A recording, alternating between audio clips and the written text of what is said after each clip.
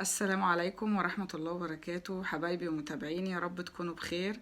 النهاردة معانا ضيف عزيز كنت اتكلمت عليه في حلقة سابقة، وهي حلقة الكنز. وهو فعلا كنز، إنسان محترم قبل ما يكون محقق إنجازات كتيرة زي الشهادات اللي هو حصل عليها. إنسان مجرد ما تتكلم معاه تحس إن أنت في عالم تاني غير اللي احنا عايشينه. خبرة وإنسانية واحترافية، إنسان بمعنى الكلمة. أستاذ فوزي حامد معانا ومعاكو، هيكون ضيف عزيز علينا. هنستفيد وهننهل من كل العلوم اللي هو درسها والخبرة اللي هو شافها. يلا تابعونا، هنتكلم معاه ونسأله شوية أسئلة. أهلا وسهلا بحضرتك أستاذ فوزي، شرفتنا في القناة، وأكيد حضرتك إضافة لينا كبيرة. أهلا وسهلا يا مدام. أنا طبعا سعيد جدا بالحديث ده، وطبعا أول مرة يتعامل معايا حديث في الشكل ده، وأنا مهتم جدا جدا بالحديث ده. اتفضلي حضرتك. يا ترى حضرتك بتحب أكتر لقب تنادى بيه أو تعرف بيه في الألقاب اللي حضرتك حصلت عليها دي كلها؟ مهندس، محامي، اقتصاد وعلوم سياسية، محاسب. يا ترى أي لقب في الألقاب بتحبها؟ والله وأنا بتكلم مع حضرتك أحب أكون في منتهى الصراحة، لأن أنا لن أتجمل في مثل هذا العمر، ولن أكذب، ولن أتحايل على تاريخي ولا على تجاربي ولا على قدري. سوف أكون بدرجة 100% صريح وواضح. أما الذي أحب أن أخفيه فلن أجاوب على سؤالي.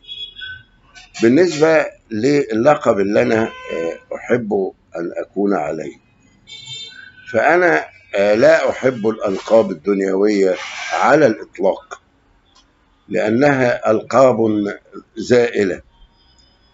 أنا أحب أن يكون لقبي هو لقب إنسان، لأن أنا إنسان.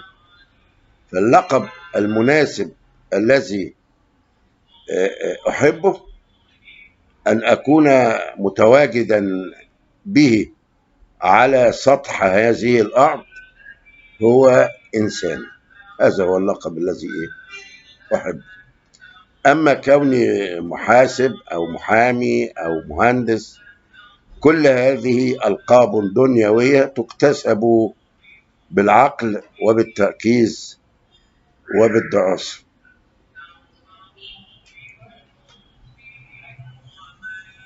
وليه درست كل المجالات دي؟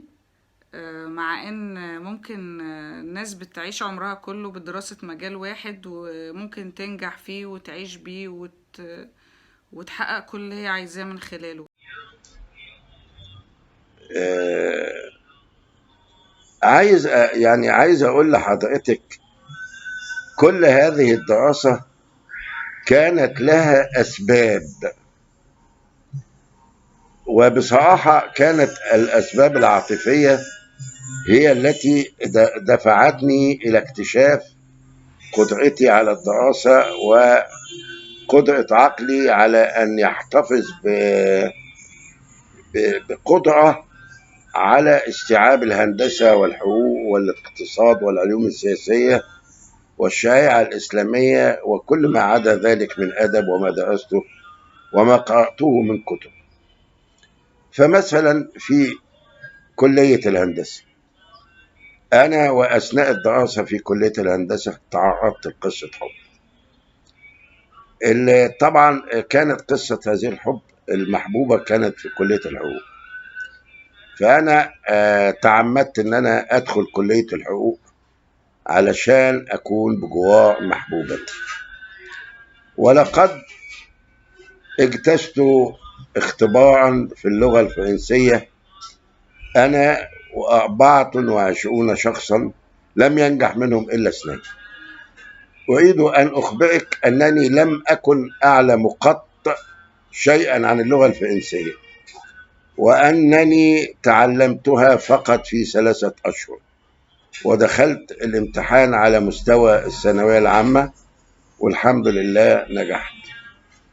أما الشيء المضحك أن هذه القصة فشلت، وأنني أثناء دراستي في كلية الحقوق أحببت فتاة في كلية التجارة والاقتصاد والعلوم السياسية، فدخلت إلى كلية التجارة، وكان الدكتور طه بدوي قد أنشأ القسم لأول مرة، قسم السياسة في سنة رابعة.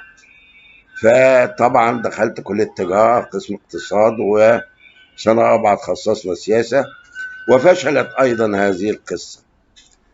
أما دبلوم الشريعة الإسلامية فأنا كنت طبعا متدينا وأهوى وأتمنى أن أكون متفقها في ديني، فاجتزت الحمد لله امتحان الشريعة الإسلامية، واستفدت كثيرا من مادة أصول الفقه التي تعلم الإنسان جواهر دينه، أو تعلم الإنسان كيف يتم التعامل مع الإسلام.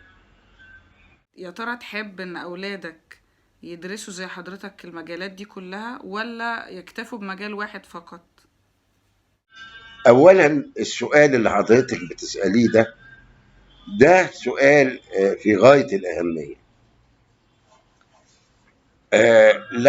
لو يعني أنت سألتي أي شخص أنت عايز ولادك يطلعوا إيه، هيقول لك. ولكن في نفس الوقت نريد أن نترك مساحة للحرية للأولاد، كل واحد يكون حسب موهبته في المستقبل، بس المهم أن يقوم ببناء نفسه طبقا أو موافقة للعصر الذي يعيش فيه.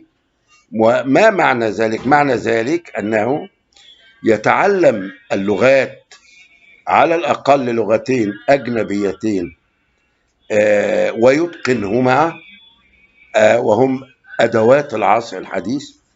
وعليه أيضا أن يتعلم الكمبيوتر، سواء كان الهاردوير أو السوفت وير، وكيف يتعامل مع المواقع والبرامج وكافة ما هو موجود على السوشيال ميديا، لأن هذا الموضوع هو نافذة الولد على العالم.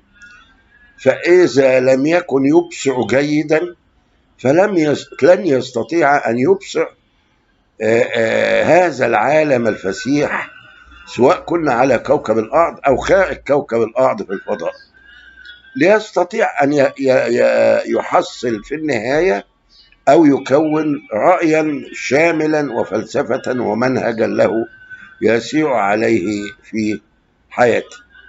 فأنا شخصيا بحب أن أولادي يبقوا ضباط، دي مسألة في نفسي.